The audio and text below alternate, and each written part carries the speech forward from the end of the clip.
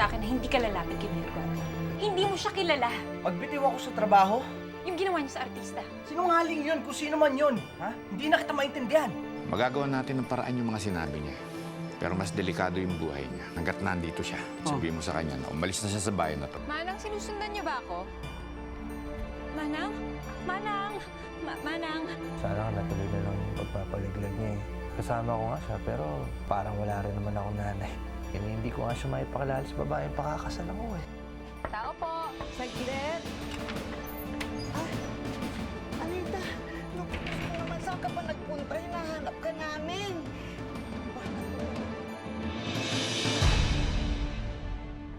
Matagal na ho namin hinihintay yung resulta ng investigasyon ng pulis. Parang wala patutungan ito kaso namin.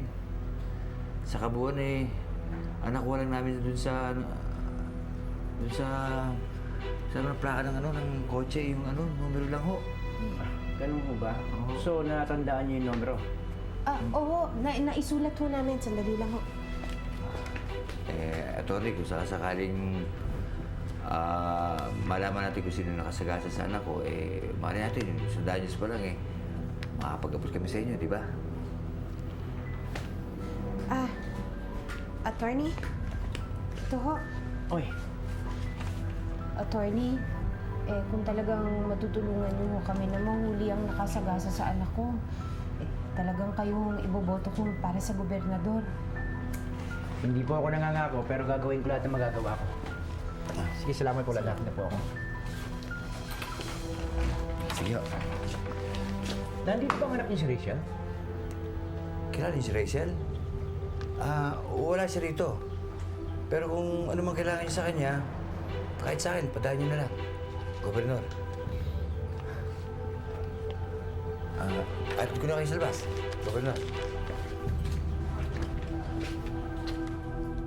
Talaga, oo. Salamat, ha? Walang anuman ho. Ako nga ho yung nalibang na kasama yun si Aling Anita eh.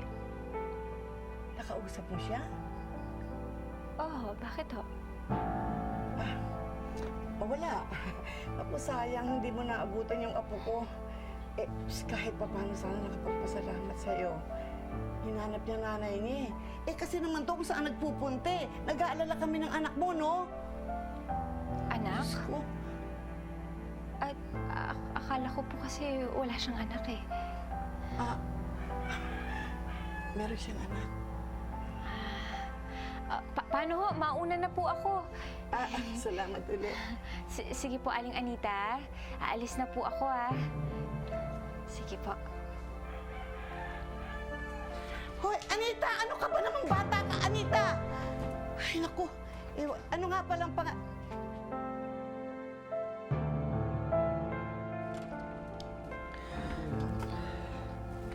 Ay, Levi! Ayun, buti na nanay mo. Oh, kalinig ka. Ay, naku. Hindi ko alam kung paano nakarating yan dito eh. Kasi dumating na lamang, buti na lang kamo hindi ako nakasama sa'yo pa at hanapin siya. Kung hindi, naku, ewan ko na.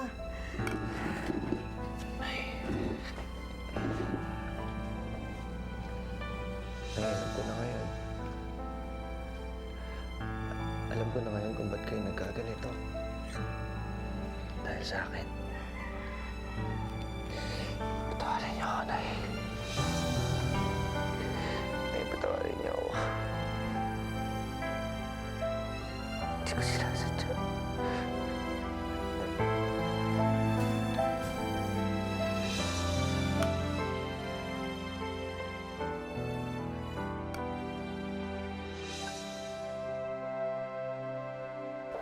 Ano ba na yung boyfriend mo, Apple? Turuan mo maging on time.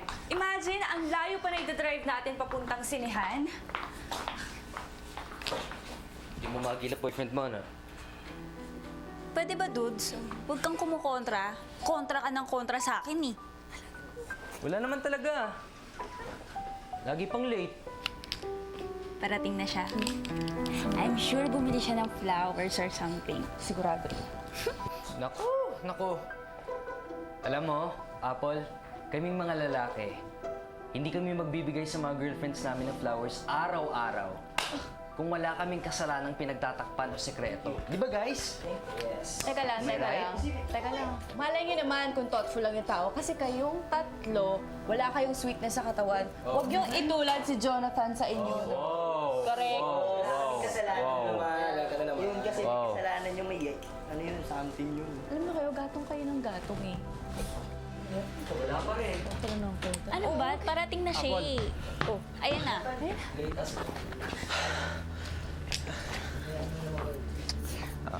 Pasensya na, late ako. Problema ako sa driver ko, kaya ako na yung nag-drive. Para sa'yo.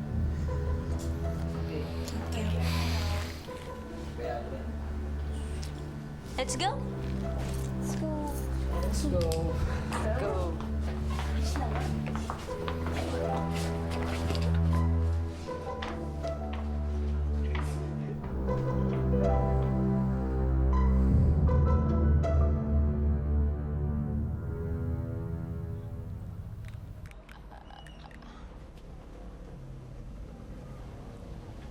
Excuse me.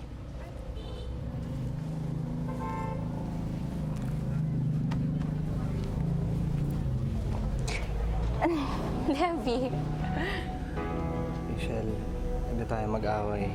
Pasensya ka na sa akin, marami lang ako iniisip. Pero okay na lahat ngayon. Sorry din.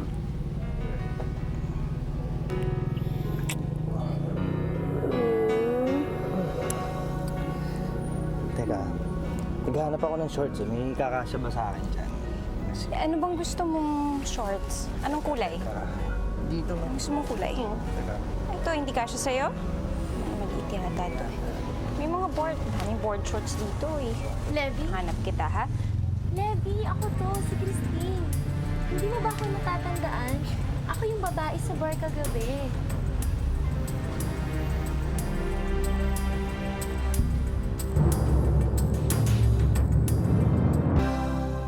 Ma'am, may kukunin na po ako sa taas. Sige.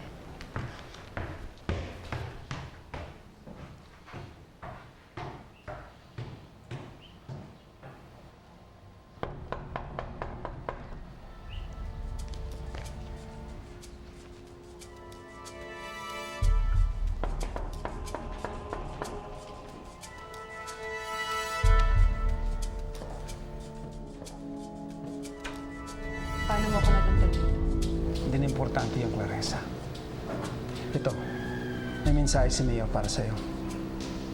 Umalis na kayo sa San Felipe bago patuloy ang mga ng buhay mo. Susuhulan niyo ako. At pag-alis ko, hahabulin niyo din ako at papatayin. Bakit hindi mo pa ako patayin ngayon, Falcon? Di ba yun naman ang utos sa'yo ni Edmundo noon pa? Walang utos si Mayor na galawin ka, Clarissa. Hindi siya may kagagawa niyan. Kung ako sa'yo, kunin mo na tong pera at umalis na kayo sa bayang ito. Sige na. Sige na. Hindi ako alis dito. Ibalik mo sa amo mo ang pera niya. Tapos na ang panahong tinatapatan ng pera niya ang bawat kilos ko. Ikaw ang bahala.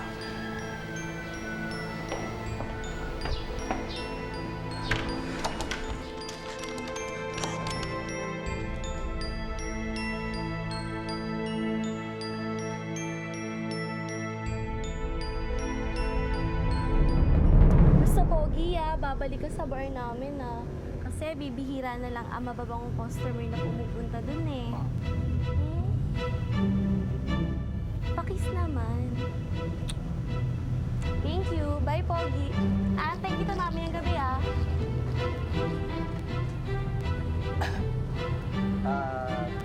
Josh. Rachel, sinama nga pala ako ni Bonnie dun sa bar nung isang gabi. Birthday nung katrabaho namin. Ay, nako, Levi. Maghanap ka ng ibang babaeng lolokohin mo. Diba? Rachel, maniwala ka naman sa akin. Umalis din ako agad dun. Niloloko mo na ako eh. Nagbabago ka na. Nagsisinungaling ka na. Ang dami mo na tinatago sa akin. Nararamdaman ko na marami ka pang hindi sinasabi sa akin. Huwag mo sumuta ng ganyan. Dahil alam ko, ikaw ngayon, marami ka nang tinatago sa akin.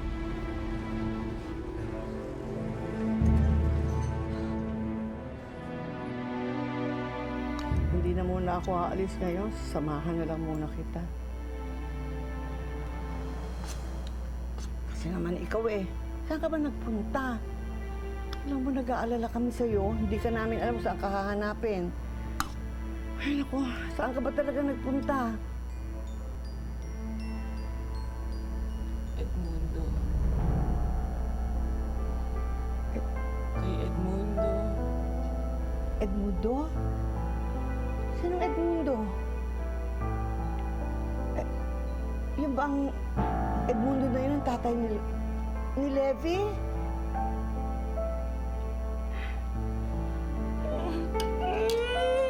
Saglit! Ay, Diyos ko! Ano ba? Saglit naman, anak. Ano nangyari sa'yo? Aray! Ano ba? Tama na. O, sige. Tama na. Sige, anak. Hindi ko sasabihin. Hindi ko na itatanong. Hindi na ako magtatanong. Kasi pangako ko sa akin, hindi ka nakakalis. Delikado ang panahon ngayon, anak. Baka kung anong mangyari sa'yo. Ha? Rachel.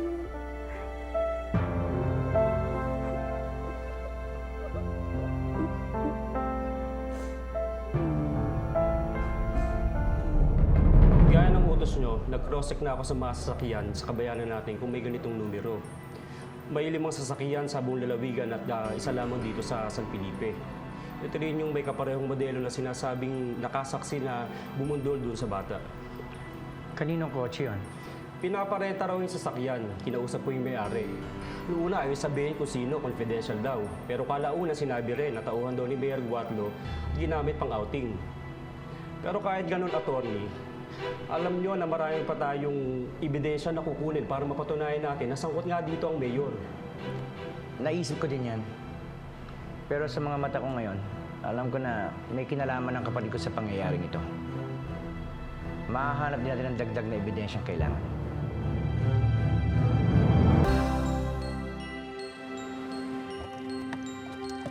Yes! Nandito na tayo.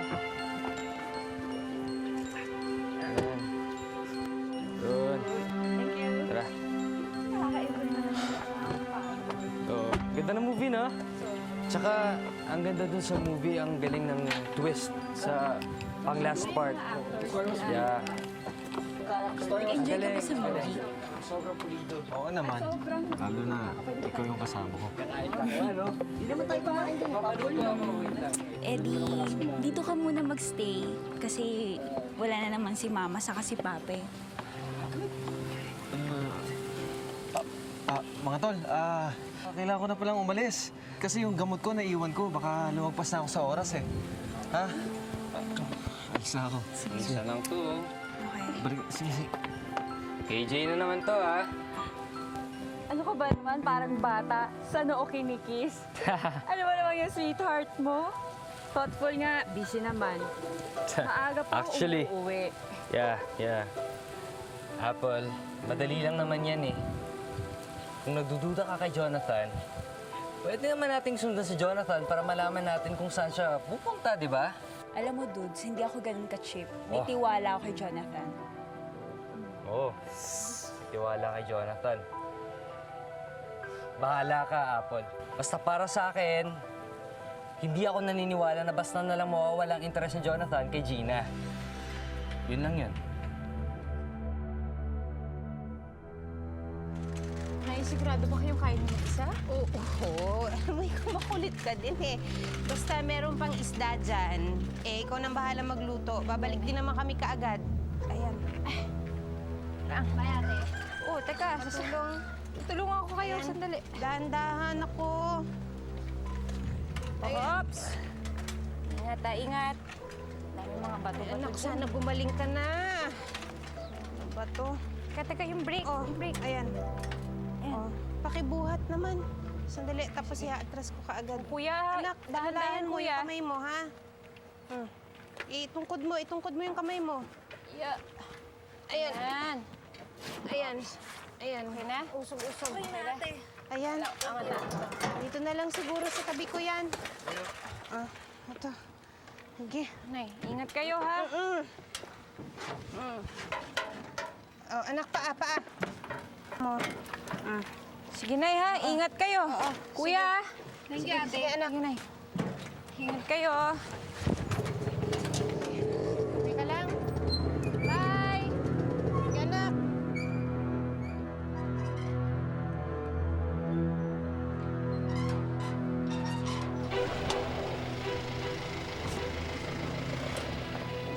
Miss Mandarin! Ay, ano mo yun?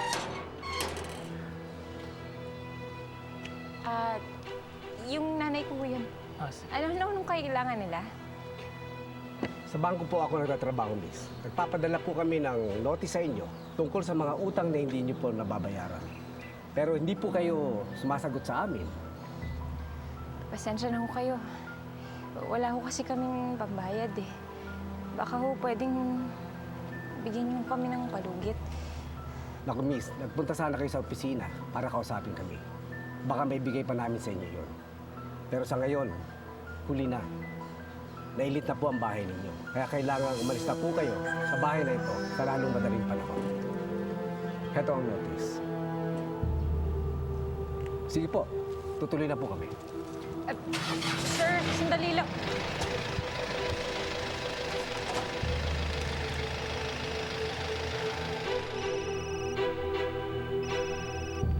Hello? Rachel, huwag mong kalimutan na makikipagkita tayo kay Ricardo mamaya. May sasabihin din daw siya sa'yo. Clarissa, pasensya ka na. Ang dami ko kasing iniisip ngayon eh. May dagdag pa na problema. Mapapalayas pa kami sa bahay ngayon. Kailangan ko pang asikasuhin yun eh. Huwag kang matakot, Rachel. Poprotektahan ka namin. Hindi ka namin pababayaan. Talaga? Tutulungan niyo ako ni attorney? Ganito na lang. Kung pwede ka, pumunta ka dito na maaga-aga para makapagkwentuhan muna tayo. Kailangan mo ng pampalakas ng loob. Akong bahala sa'yo. Sige. Punta ako.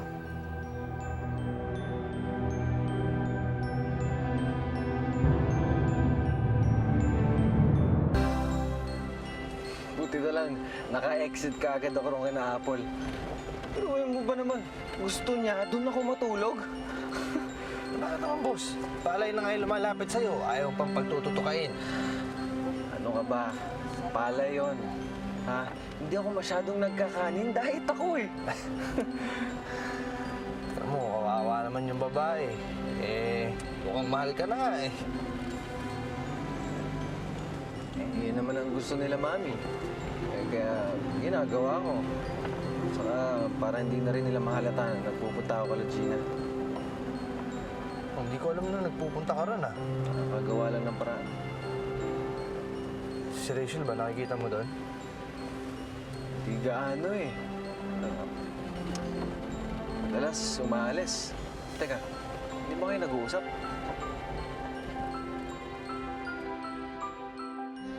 Ang galing mo naman magluto. Alam mo, yan hindi ko natutunan. Overcook na nga po yata, ma'am. Sige lang. Hindi. Okay lang. Ako na. Si Rachel lang yan. Pinapunta ko dito ng maaga.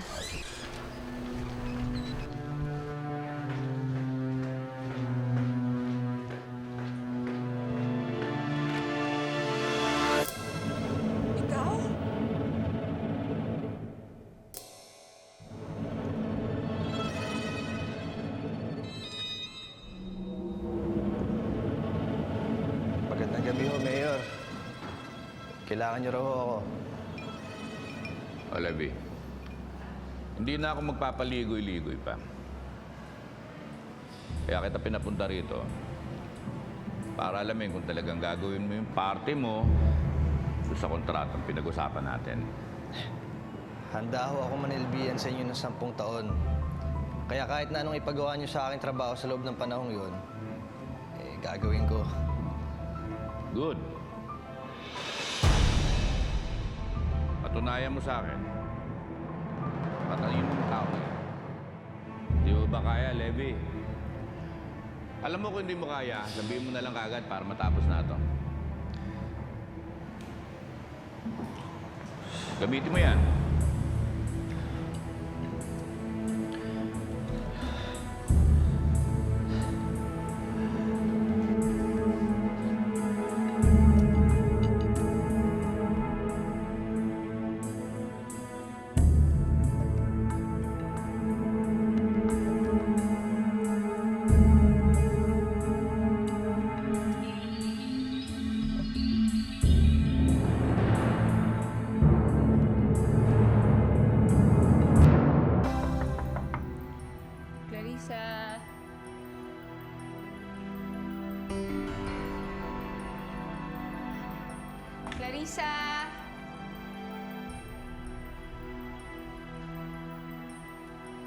Tao po.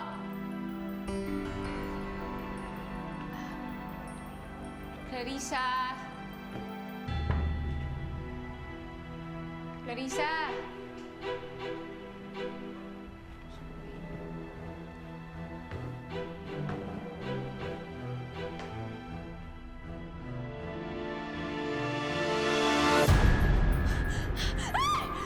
Diyos ko!